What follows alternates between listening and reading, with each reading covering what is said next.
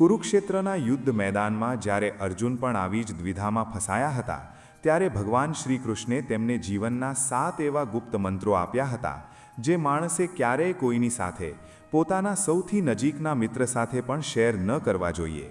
આજે આપણે ભગવદ્ ગીતાના એ 7 ગુપ્ત મંત્રો વિશે ઊંડાણપૂર્વક જાણીએ, જેને છુપાવવાથી તમે જીવનના સૌથી મોટા વિજેતા બની શકો છો. નમસ્કાર મિત્રો.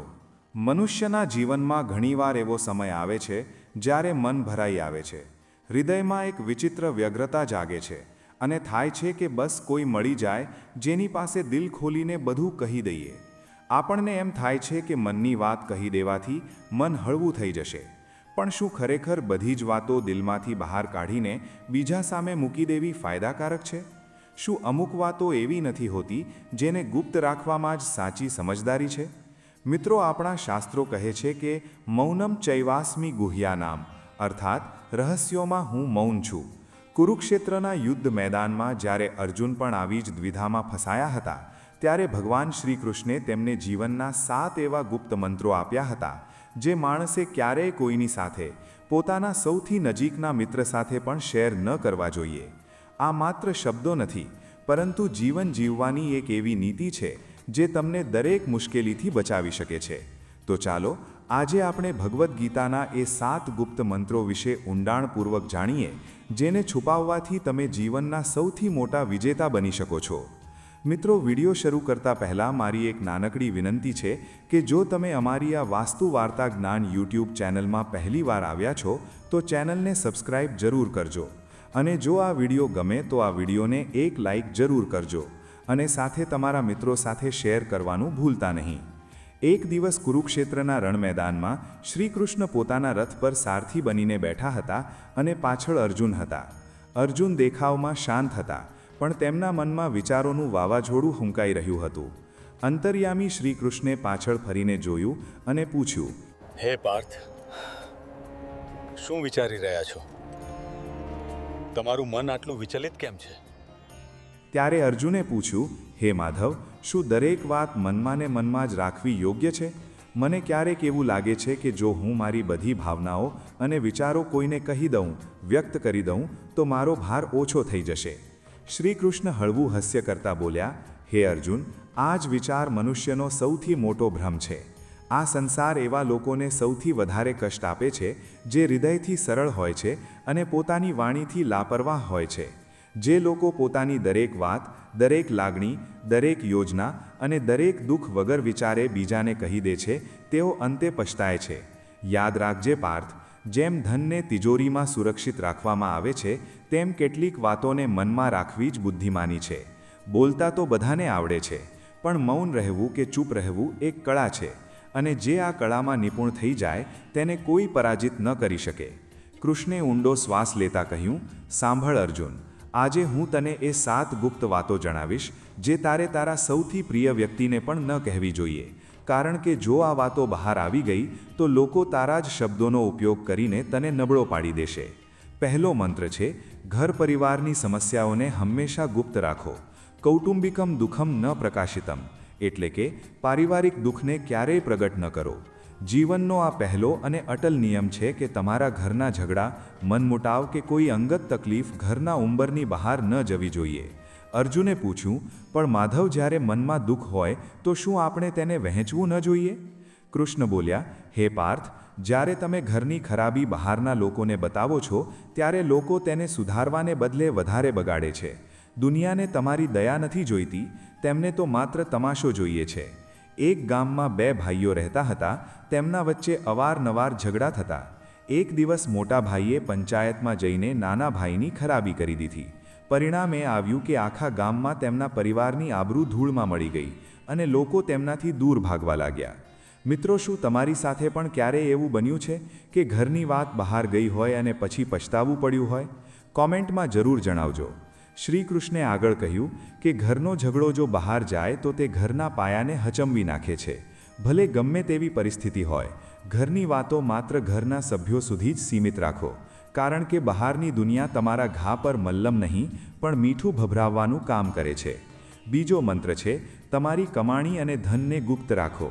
આત્મનો ધનમ ન પ્રકાશિતમ. આ સૌથી મહત્વપૂર્ણ મંત્ર છે કે તમારી આવક, તમારી સંપત્તિ કે તમારી સફળતાનો દેખાડો ક્યારેય કોઈની સામે ન કરો. એક રાજાએ એકવાર પોતાના રાજ્યની અપાર સંપત્તિનો ખૂબ દેખાડો કર્યો. તેણે પોતાના ખજાનાના દરવાજા બધા માટે ખોલી દીધા. થોડા જ દિવસોમાં પડોશી શત્રુ રાજ્યોએ તેના પર આક્રમણ કર્યું અને બધું લૂંટી ગયા. ધન જેટલું ગુપ્ત હોય એટલું જ સુરક્ષિત રહે છે. ધનનું પ્રદર્શન કરવું એટલે લોભી અને ઈર્ષાળુ લોકોને આમંત્રણ આપવું. શ્રી કૃષ્ણ બોલ્યા, હે પાર્થ, તમે ક્યારેય કોઈ સાચા ધનવાન વ્યક્તિને પોતાની કમાણીનો દેખાડો કરતા નહીં જુઓ, કારણ કે તેઓ જાણે છે કે જ્યાં ધનની જાણકારી હોય છે ત્યાં લોભ, ઈર્ષા અને સંકટ પણ વધે છે. મિત્રો, આજના સમયમાં તો આ વાત ખૂબ જ સાચી છે. કેટલાક લોકો મદદના બહાને તમારી પાસે આવશે, કેટલાક તમને નીચા દેખાડવાનો પ્રયત્ન કરશે અને કેટલાક માત્ર એટલા માટે તમારી ઈર્ષા કરશે કારણ કે તમારી પાસે એ છે જે તેમની પાસે નથી. ધનનો સૌથી મોટો રક્ષક તેનું છુપાયેલું હોવું છે. તેથી તમારી કમાણી ગુપ્ત રાખો, જેથી તમારું મન સ્થિર અને નિશ્ચિંત રહે. ત્રીજો મંત્ર છે, ભવિષ્યની યોજનાઓને ગુપ્ત રાખો. કાર્યસ્ય યોજના ન પ્રકાશિતા. હે અર્જુન, જ્યાં સુધી તમારું કોઈ કાર્ય પૂરું ન થઈ જાય ત્યાં સુધી તેને તમારા મનની અંદર જ દબાવી રાખો. જે લોકો પોતાના દરેક પગલાંની જાહેરાત પહેલાંથી જ કરી દે છે તેઓ ઘણીવાર મંજિલ સુધી પહોંચતા પહેલાં જ ભટકી જાય છે. એક વેપારીએ મસાલાની મોટી દુકાન ખોલવાની યોજના બનાવી અને આખા ગામમાં અને સગા સંબંધીઓમાં ડંકો વગાડી દીધો. આ વાત એક ચતુર માણસે સાંભળી લીધી અને વેપારી દુકાન ખોલે તે પહેલાં જ તેણે તે જગ્યાએ દુકાન ખોલીને બજાર પર કબજો કરી લીધો. જ્યારે પેલો વેપારી આવ્યો ત્યારે ઘણું મોડું થઈ ગયું હતું. મિત્રો, દરેક વિચાર એક બીજ સમાન છે. જો તમે બીજ વાવતા પહેલાં જ બધાને બતાવી દેશો તો કોઈ તેને કચડી નાખશે અથવા તમારાથી પહેલાં તેનું ફળ લઈ લેશે. યોજનાની સાચી શક્તિ તેની શાંતિમાં છે. જ્યાં સુધી કામ પૂરું ન થાય ત્યાં સુધી ચૂપ રહો. તમારા ઈરાદા, તમારી દિશા અને તમારું આગલું પગલું માત્ર તમારા સુધી જ સીમિત રાખો. ચોથો મંત્ર છે, તમારી નબળાઈઓને ગુપ્ત રાખો. આત્મનો દુર્બલતા ન પ્રકાશિતા. હે પાર્થ, જે દિવસે તમે તમારી નબળાઈ કે તમારી મર્યાદા કોઈ બીજાને જણાવી દીધી, સમજી લેજો કે તમે તમારી હારની પહેલી સીડી ચડી લીધી છે. અર્જુને પૂછ્યું, હે કેશવ, શું આપણે આપણા સ્વજનો કે પ્રિયજનો સામે પણ આપણી પીડા કે નબળાઈ ન કહી શકીએ? કૃષ્ણ હાસ્ય સાથે બોલ્યા, પ્રિયજનો પણ ઘણીવાર ત્યાં સુધી જ તમારી સાથે હોય છે જ્યાં સુધી તમારી શક્તિ તેમને લાભ આપે છે. પરંતુ જેવી તમારી નબળાઈ સામે આવે છે એ જ લોકો કાં તો દૂર થઈ જાય છે અથવા પીઠ પાછળ તમારા પર ઘા કરે છે. એક યોદ્ધાને તીરથી ખૂબ ડર લાગતો હતો. તેણે ભોળપણમાં એક સાથીને આ વાત કહી દીધી. સમય જતાં એ જ સાથી દુશ્મન સાથે મળી ગયો અને યુદ્ધમાં સૌથી પહેલાં તીર એ યોદ્ધા પર જ ચલાવ્યા, કારણ કે તેને ખબર હતી કે ક્યાં ઘા કરવાનો છે. મિત્રો, શું તમારી કોઈ નબળાઈનો ક્યારેય કોઈએ ગેરલાભ ઉઠાવ્યો છે? તમારો અનુભવ કોમેન્ટમાં લખજો, જેથી બીજા પણ શીખી શકે. કૃષ્ણ કહે છે કે નબળાઈ ત્યારે સુધી જ તમારી તાકાત છે જ્યાં સુધી તે માત્ર તમને ખબર છે. જે દિવસે તે જાહેર થઈ ગઈ તે તમારા વિરુદ્ધ સૌથી મોટું હથિયાર બની જશે. ખરો યોદ્ધા એ છે જે પડીને પણ એક શબ્દ બોલ્યા વગર ફરીથી ઊભો થાય છે અને પોતાની શાંતિથી સૌને ચોંકાવી દે છે. યાદ રાખજો, દુનિયામાં ઘણા લોકો તમારી મદદ કરવા માટે નહીં પણ તમારી હારનો તમાશો જોવા માટે ઊભા હોય છે. પાંચમો મંત્ર છે, તમારા દાનનું વર્ણન ન કરો. યજ્ઞસ્ય દાનસ્ય પ્રચારો ન કૃતઃ. હે પાર્થ, જે દાન મોઢેથી બોલીને કહેવામાં આવે તે પુણ્ય નથી પરંતુ અહંકારનું પ્રદર્શન છે. જ્યારે તમે દાન કરો છો અને પછી તેનું ગૌરવ લો છો ત્યારે તે મદદ નથી રહેતી પણ તમારા ઘમંડને વધારવાનો રસ્તો બની જાય છે. આપણા વડીલો પણ કહેતા હતા ને કે જમણા હાથનું દાન ડાબા હાથને પણ ખબર ન પડવી જોઈએ. એક રાજાએ જાહેરાત કરી કે મેં આ વર્ષે ખૂબ દાન કર્યું છે. લોકોએ તેની વાહવાહી કરી પણ તે દાન પુણ્ય ન બની શક્યું કારણ કે તેનું પ્રદર્શન થઈ ગયું હતું. શ્રી કૃષ્ણ કહે છે કે જો તમે ખરેખર કોઈની મદદ કરવા માંગતા હો તો દુનિયાને બૂમો પાડીને કહેવાની જરૂર નથી. જે દાન સાચા દિલથી અને ગુપ્ત રીતે આપવામાં આવે છે તે સીધો પરમાત્મા સુધી પહોંચે છે. બાકી બધું માત્ર દેખાડો છે. છઠ્ઠો મંત્ર છે, અપમાન અને હારની વાતો ગુપ્ત રાખો. અપમાનમ પરાજયમ ચ પ્રકાશિતમ.